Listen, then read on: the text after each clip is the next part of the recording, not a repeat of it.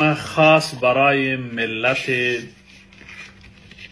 با عزت و ملت پر افتخار تاجیکستان عزیز است. ما یک ویدیوی کوتاهی از یک ملای دیدیم که در شمال افغانستان فتوای جهاد در برابر تاجیکستان دادن. ما با ملت تاجیکستان میگوییم که شما ملت متفق، متدین، امین و مسلمان هستین.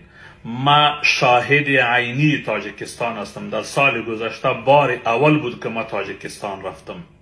وقتی که ما تاجیکستان را از نزدیک دیدم، یک کشور اسلامی، یک کشوری که بهترین امنیت داره، مردم بسیار مخلص، مردم صادق و مردم بسیار محترم و با عزت. واقعا که خوشم آمد. شما باور کنید که صادقانه برایتان میگم که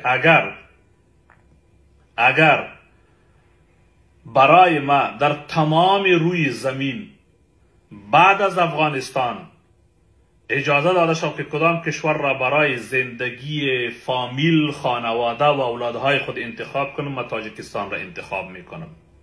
چیزی که من دیدم، یک کشوری که زن و مردشان مؤمن و مسلمان بسیار متدین، بسیار وفادار به سرزمینشان و مایی که در اونجا مهمان بودیم چقدر از ما قدردانی کردن.